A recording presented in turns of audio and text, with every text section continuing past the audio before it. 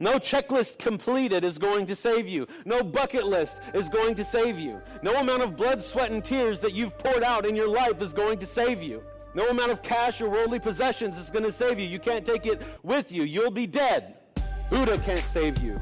Gandhi can't enlighten you. The Pope can't absolve your sins. The saints can't pray you into eternal life. Muhammad can't fix you. Allah isn't able. No president, no legislation, no Supreme Court justice, no state or nation or leader or celebrity. No one can save you because there is salvation in no one else. Hey everybody, welcome to another episode of the Bearded Bible Thinker podcast. Today, I'm going to be walking through an article that I ran across on Planned Parenthood. This being Sanctity of Life Month, we're going to be tackling those goofballs the whole month in different ways, and it's really going to come in the form of reacting to different articles. There's a video I think that I'll react to and walk through a little bit. But Sanctity of Life Month, right? It's January. So excited about that, and a Happy New Year. If you haven't realized it yet, we're no longer in 2023, and you're probably dead if you haven't realized it yet.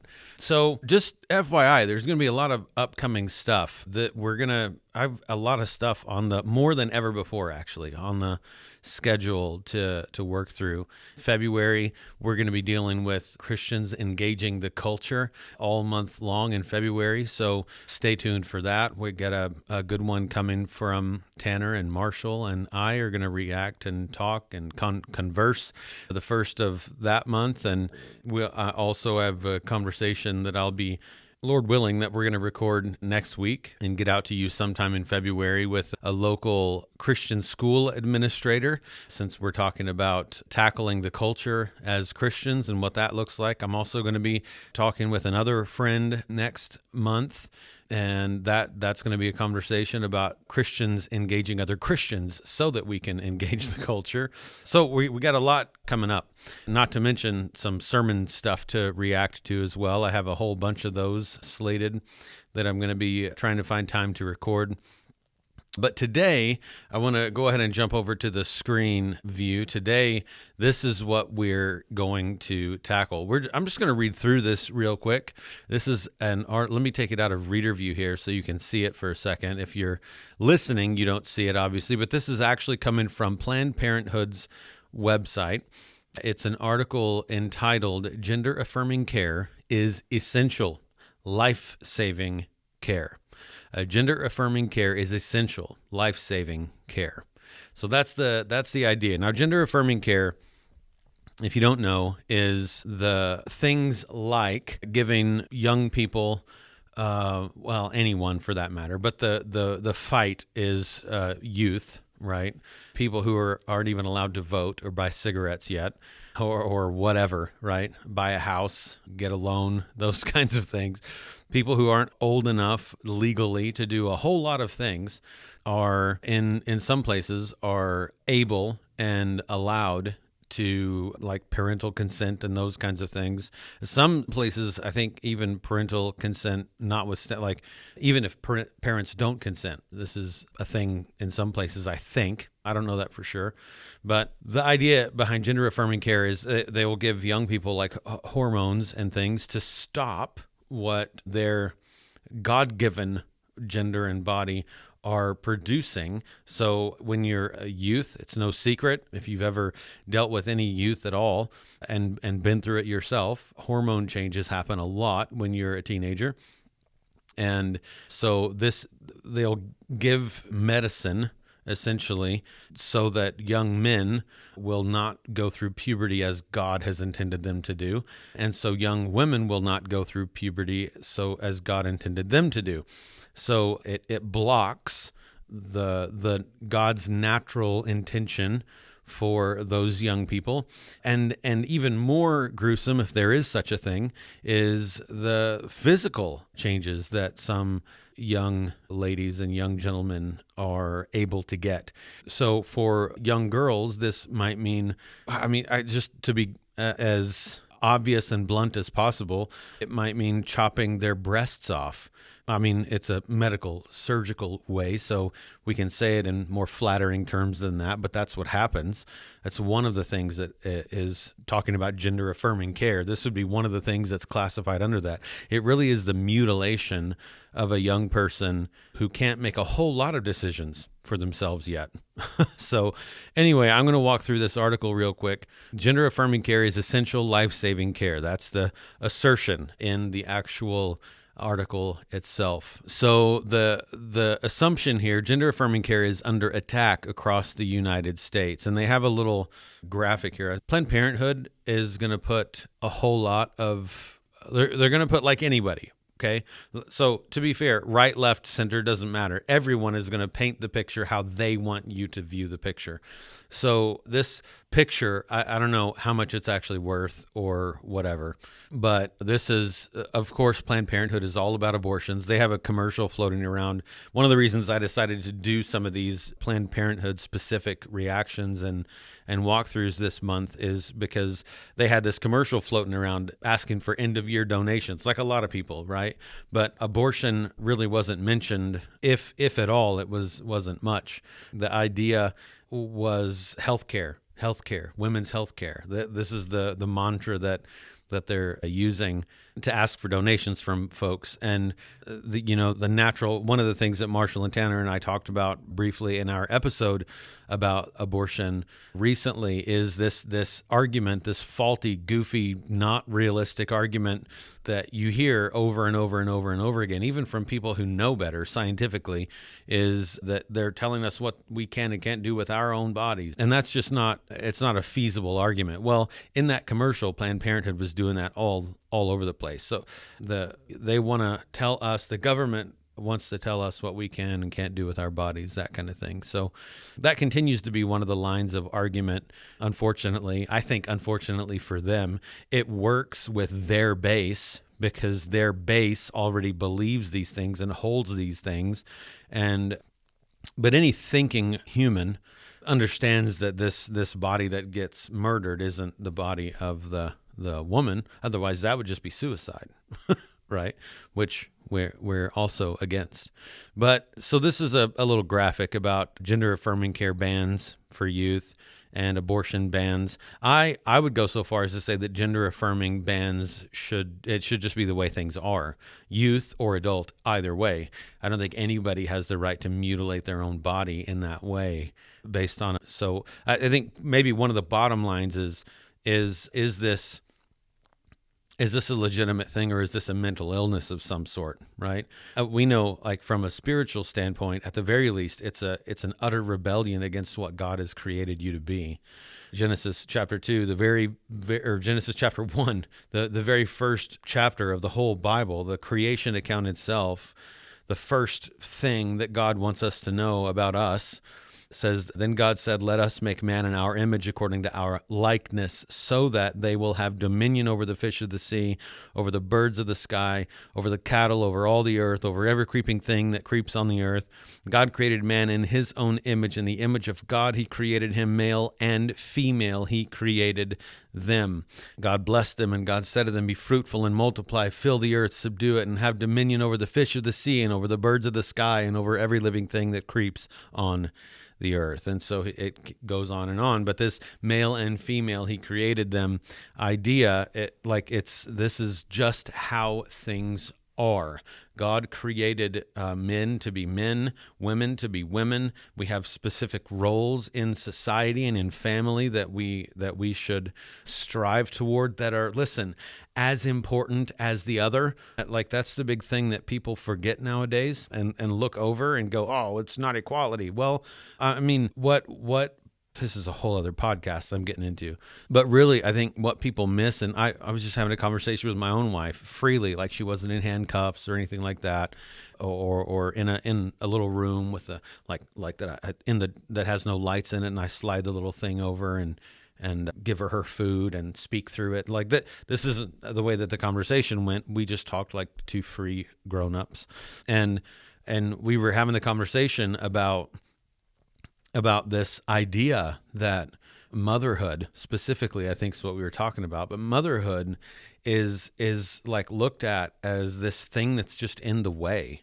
And that's such a ludicrous, nonsensical position to hold, no matter what. It actually discourages motherhood. It discourages one of the most important roles and jobs in all of human existence that has been important and since the beginning of human existence. This idea, what does he say? I created them male and female, and then it says God blessed them and God said to them, be fruitful and multiply, indicating motherhood, fatherhood, right? Like these are the two most basic, roles of men and women is fatherhood and motherhood. And somehow we've created this idea in our society, and it comes from feminism, the various waves of feminism in other places. Probably we don't want to leave Satan out. It comes from him. So he gets some credit for that as well. But this gender in general is under attack. And this is obvious. And we've known this for quite some time as Christians. It's been part of the Christian conversation for some time. And, a lot of the things that Christians deal with are the pronoun thing, for instance. Like, do we affirm people's pronouns that they want us to affirm, or the true ones? Do we, if you were born as Vicky and now you want to be Billy Bob, do we call you Billy Bob and say him when you're clearly and biologically Nikki and a her? So those are the questions that Christians are now wrestling with amongst ourselves, and which in large part goes back to the whole, like, are we to be winsome chiefly or truthful chiefly? And that's a much bigger conversation. But so that's the idea behind gender affirming care. It's the facilitation physically of a male who wants to be a female, or who believes that they're a female, that they were born in the wrong body, which means God makes mistakes and you are one, which is not true. But it's the physical facilitation of that transition, gender affirming care. That's what that means. We affirm the delusion, and we're going to do everything we can possible to facilitate you continuing in that delusion. And this doesn't mean that we as Christians should be hateful toward people who deal with this. Gender dysphoria is a real thing. It is a real mental illness. It really does exist. Not all of these people are just reacting socially to things. And so this is a thing that we have to think about, that we have to pray about, that we have to study, that we have to know as Christians how we're supposed to respond, what it looks like to respond like Christ, and all of those things. But let's get back to the article, I guess, because I could preach about this for a long time. But there are some. So here's the premise of this article is that they're going to talk about a few things that. This is a very short article. They're going to talk about a couple of things that they want everyone to know about gender affirming care. The first thing is that gender affirming care is health care. And then they say we're talking about a range of care that includes puberty blockers, hormone therapy, gender-affirming surgery, social and legal transition aid, support groups, and more. For many trans and non-binary people, this is essential health care. Okay, so let's just think about that for a minute. For many trans and non-binary people, this is essential health care. I would want to know why it's not essential health care for all trans and non-binary people. I guess non-binary would be like, why would you? That's not that. So the idea of non-binary means I'm not a male or female. I'm not a gender. I think that's what that means, that I don't identify as either, which again is either social pressure and a longing to fit in to a group, or it's a mental illness. Like, those are the two options, right? And because this is the most blatant and obvious attempt by our society, our current culture and society, to get rid of all objectivity. Like, objective truth is actually true. And so when you're born as a male or a female, that's actually what you are. And it's actually a big part of who you are. that God created you in his image. That's the first thing. But the second thing that God says, okay, in our, let's make man in our image, according to our likeness, so that they'll have dominion over the fish of the. So the first thing, we're made in his image, so that we'll have dominion over the fish of the sea and over the creatures. Sorry, PETA. And then thirdly, he created us male and female, and he did that so that we could and would be fruitful and multiply and fill the earth and subdue it. So back to the dominion thing. And so point being, of all of the things that God wanted us to know right in the beginning that he viewed as important about humanity, male and female being the only two genders, being the way that God intended it, the way that God made it, is right up there on the list. And so this is gender-affirming care is healthcare, and then this idea of gender, non-binary. Everything in the Bible is binary. Everything in reality is binary. I don't remember which movie it was, but I was just watching a movie with the family the other day, and it was, oh man, it was a movie where animals talked. I don't remember what the movie was, but anyway, I said something during the movie like, see, look, even forest creatures understand that there are only males and females, or something like that, because it's nonsensical. It's like it's Willy Wonka whimsical, not real, goofy. It's crazy talk, right? And so this isn't essential. In fact, it's a lot more essential from a biblical worldview that we truly care for these people. That we truly love these people. And in our world, true love, if we're going to truly love someone, what that means to a lot of people in our culture today is truly affirm them. No matter what, truly affirm them. Now, it's very much not how they act, the folks who would say that, because they wouldn't truly affirm someone in their biblical worldview ideology. They wouldn't truly affirm someone who disagreed with them. But so it really is a dog and pony show. It's not real. People will preach that and teach that up to a point, but not when it begins to affect what they believe or anything like that. So it's a very hypocritical standpoint typically. So let's look at the things that it includes. Okay, so they're talking about, it says we're talking about a range of care that includes puberty blockers. Okay, which again is just what it sounds like. It blocks the God-given natural flow of development in a young person. So you're playing God there, right? Hormone therapy. I do not know much about that. But it seems like it sounds like it would be a lot the same as a puberty blocker in the sense that you're messing with someone's hormones to make them something they're not without them. Okay. So without the hormone therapy, your hormones would very likely paint you as a male or female because they're different and because that's intentional by God. And so hormone therapy, yet another attempt by man to play God and to continue down the delusional thing, down this delusional path. And you're affirming someone. I know people use this comparison sometimes, and I know it's like offensive to people, and I don't really understand why, I guess, at the end of the day, because it really is the same thing. If someone were schizophrenic and believed that aliens talked to them and believed that the aliens were going to come, and I mean, like if that sounds crazy to all of us, right? Well, okay, I'm a male, I have a beard, but I think I'm a female today, is absolutely as crazy as that. And so how do we respond?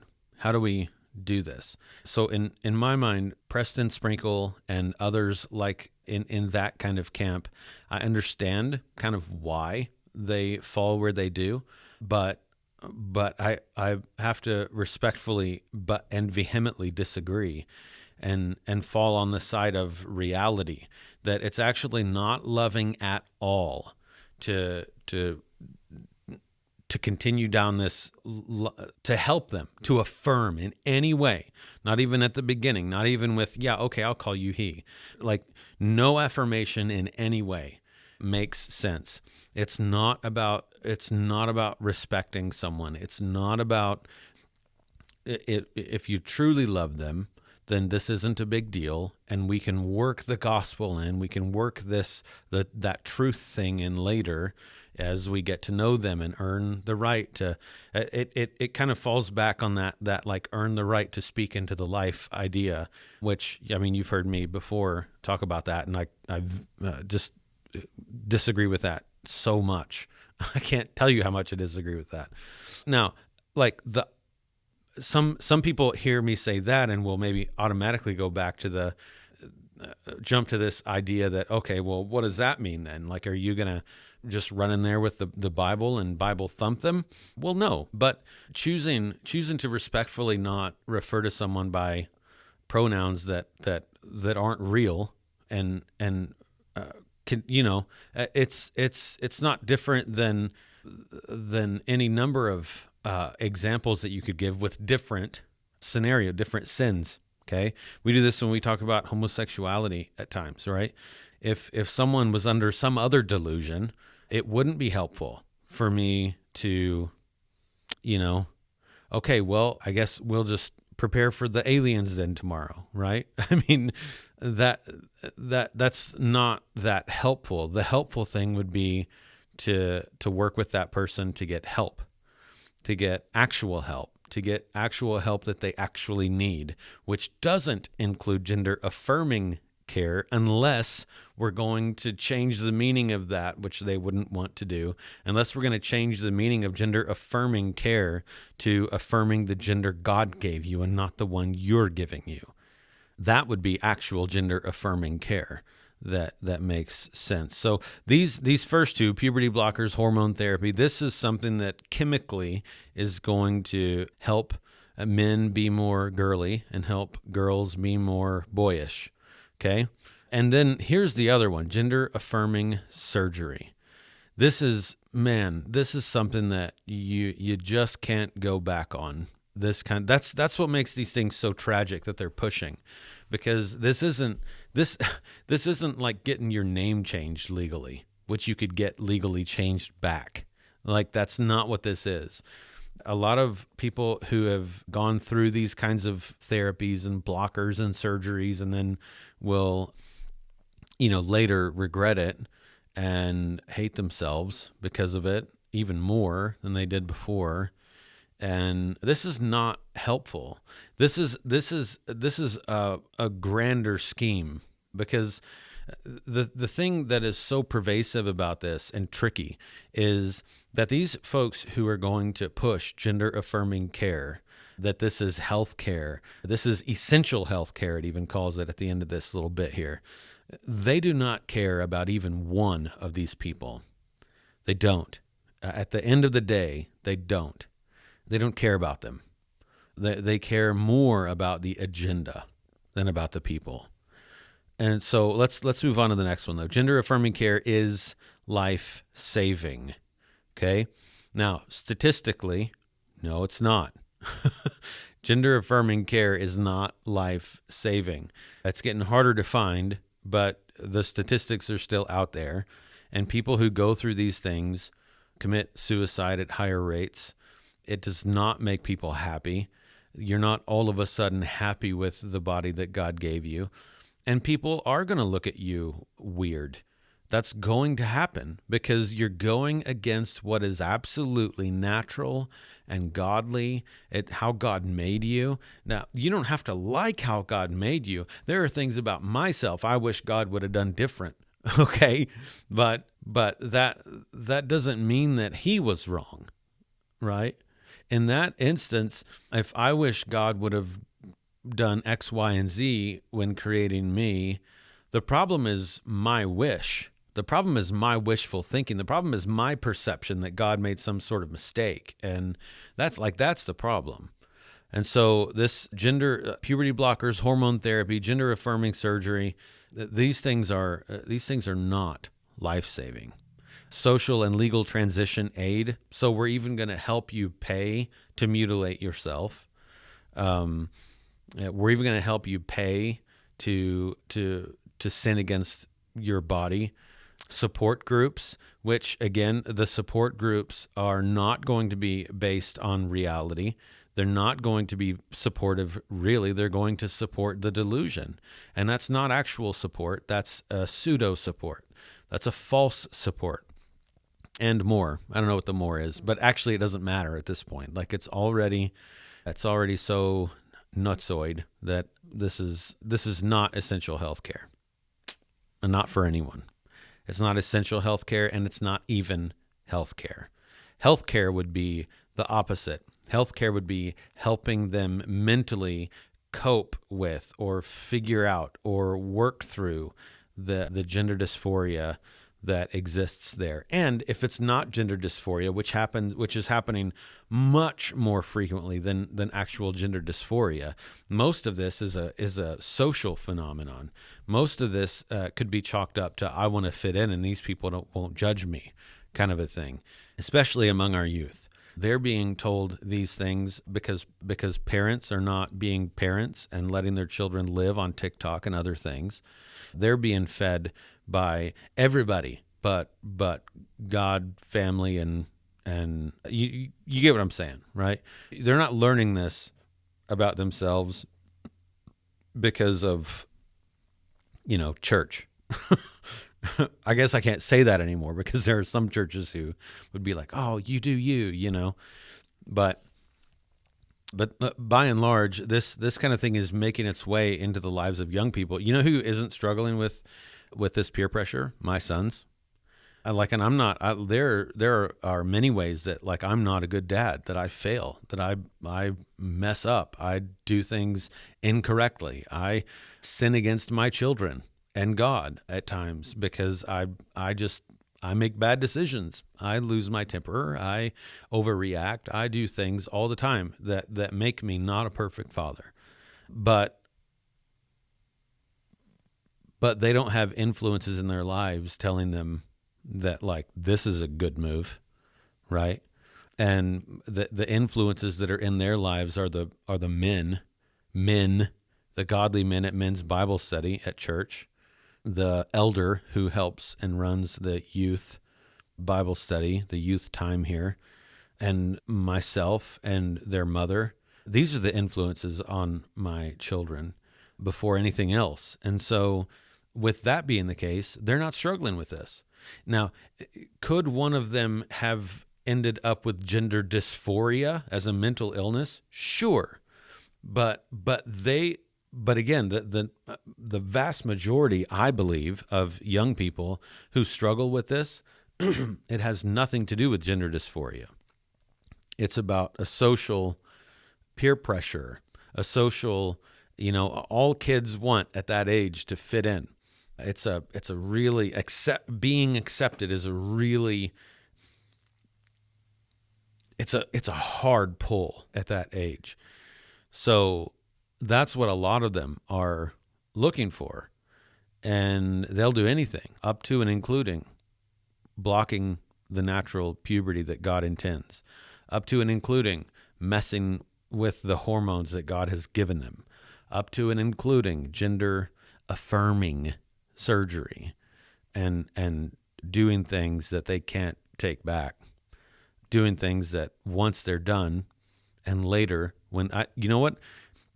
They talk about young people in recent years and the big bad 2020 C word gets a lot of the blame. How it was handled anyway gets a lot of the blame for young people and the depression problem and just suicide spikes and those kinds of things.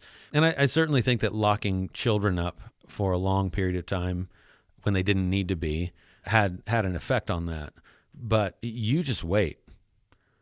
You just wait. I'm not a prophet, okay? So this isn't me prophesying here, but you just wait until these children that weren't stood up for, that we allowed to get mutilated, that we allowed to mutilate themselves, that we allowed to change, the ones that survive and don't commit suicide, you think depression is a problem in this generation now? You wait until this generation is older.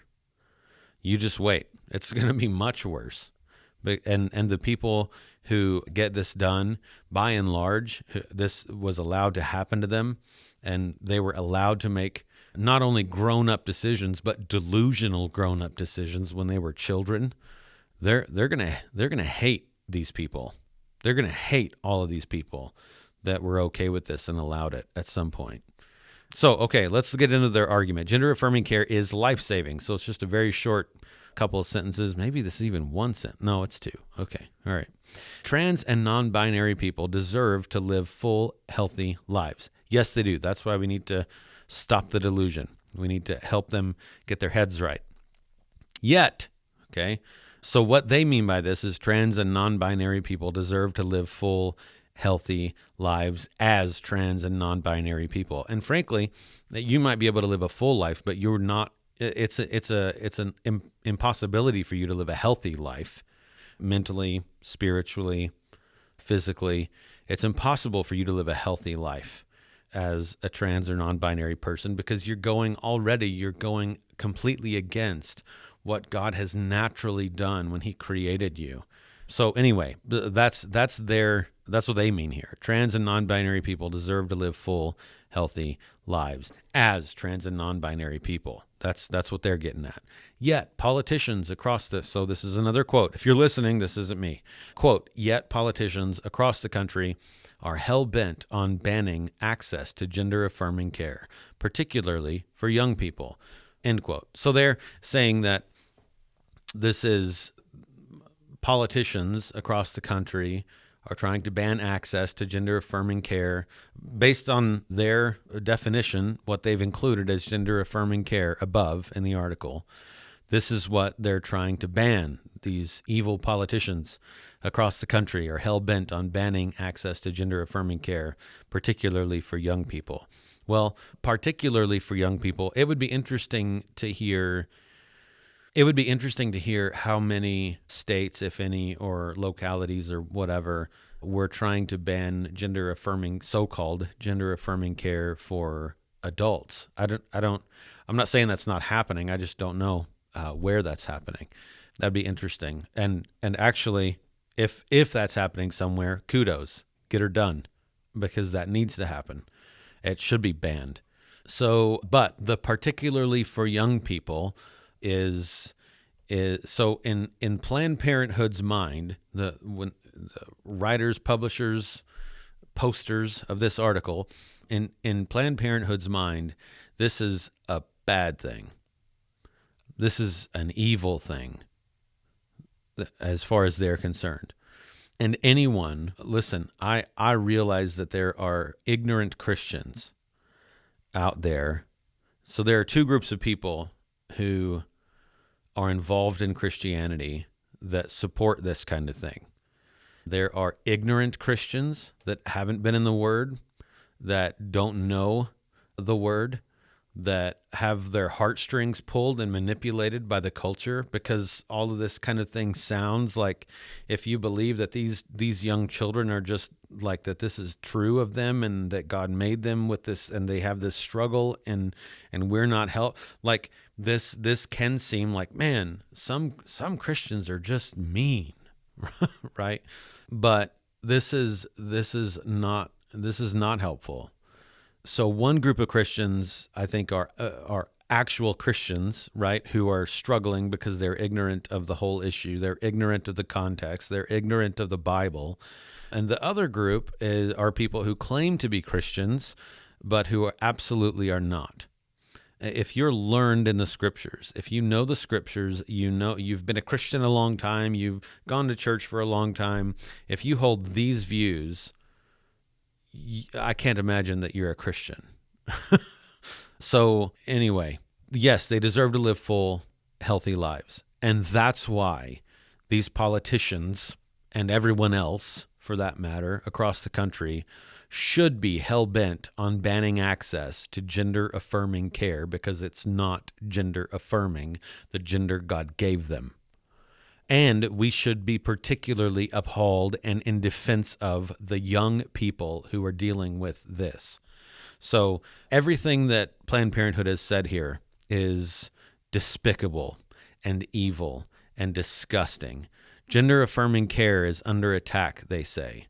Roughly 500 anti-LGBTQ plus bills have already been introduced in 2023. Praise God. Praise God for that. May they pass, and may they be helpful to the young people and to all people who struggle with this sin. 22 states, they say, have enacted laws that ban care for ban the care that these evil people believe they need, that have banned care for trans and non-binary youth. Again, their definition of care is satanic. The same state politicians who have enacted bans on gender-affirming care have also passed abortion bans. Again, praise God. Not enough, because like we talked about in the first episode this month about abortion particularly, abortion bans are not are actually not the way to go. Abortion, it should simply be stated in every state's law that if it comes down to the states, it should be stated in every state's law that the unborn is considered just as human, equal protection under the law, and then you can throw every other abortion law down the drain that you want. They're not needed. What is needed is the understanding that per the law, per the way that God has ordered things, that the unborn have just as much value, just as much dignity. They're just as much human with just as much protection under the law as those who are already born. Period. End of story. That happens, you don't need another abortion law anywhere. These politicians don't want pregnant people instead of pregnant women. Notice that fun little stupid language. These politicians don't want pregnant people to control their bodies. Oh, there it is. There it is, to control their bodies. So it's about more than abortion. So this actually is their body. However, it's actually not at the end of the day. It is, let me rephrase and say that correctly, because this is important. So in the abortion argument, right, people will say, you're against me doing what I want with my body, okay? And when we're talking about abortion, what they mean by that is killing the other body that's inside their body. They're talking about murdering the innocent human life that is inside their body. And so that's not your body. Like, that's the argument. Firstly, that's the first point you make. That's not your body. The second point you make is your body is not your body. Like, at the end of the day, God has given each of us the physical body that we're in, that we have. He's given us that to steward. He's given us this body to steward, but we're his. He owns everything. He owns all things in creation. So your body, first and foremost, is not yours anyway. It is God's body. And therefore, you are accountable to God for how you treat and use and or deface your body. Now, to be clear, this doesn't turn into a problem for people who are into the transgender thing and not the people who eat at McDonald's every meal of the week. Okay? Hey everybody, just wanted to take a minute and remind you to check out another couple of podcasts that we have going on. The Babbling Pastors podcast drops a new episode every Wednesday morning, and in that podcast I chat with my longtime pal, the Honest Youth Pastor, and we chat about theology and ministry. It's a lot of fun and probably more entertaining than this.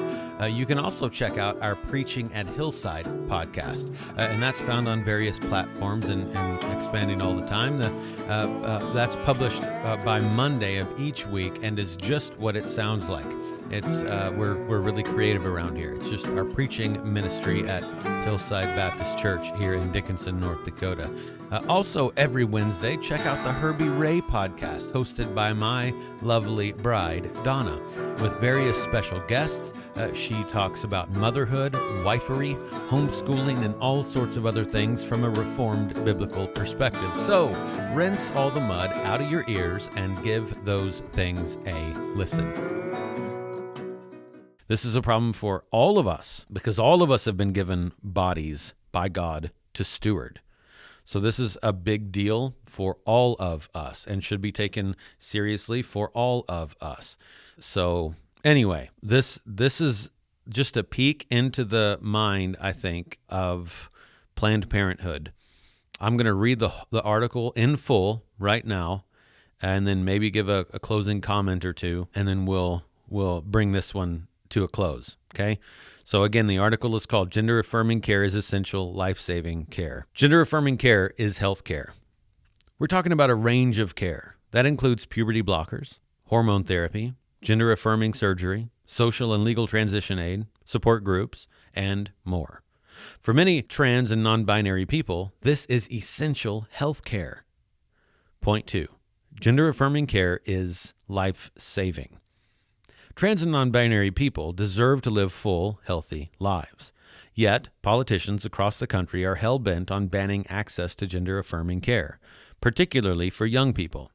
Gender-affirming care is under attack. Roughly 500 anti-LGBTQ+ bills have already been introduced in 2023. 22 states have enacted laws that ban care for trans and non-binary youth. The same state politicians who have enacted bans on gender-affirming care have also passed abortion bans. These politicians don't want pregnant people to control their bodies, and they don't want trans and non-binary communities to have control over their bodies either. Politicians shouldn't dictate access to health care. That's why we won't accept any attacks on our ability to control our lives and bodies. We won't stop fighting for your right to life-saving and essential health care. All right, so that's the end of the article. Listen, this is very clearly for any sane human who hasn't just been so indoctrinated that they don't think like a person with a brain. This is crazy. This whole thing is crazy. This is what it means. This is what it looks like in the mind of Planned Parenthood. So this is an assault and an attack on God's creation. This is an assault and an attack on specific people that God has created in his image. This is an attack and an assault on specific people by those same people at times, on the bodies that God has given them to steward for his glory. And Christians, that's how we must look at it. That's how we must look at it. We must see these people not with dignity and importance so they can do what they want and they're free individuals and we need to love them and support them in their choices, and that those kinds of arguments that come out of this, folks, you've got to see how ridiculous that is. That if you could place some other crazy choice or decision in that same logical deal, and then it becomes something you wouldn't say, right? So would you be obligated, because I have dignity and worth, would you be obligated to support my choices, to control my body and kill your whole family?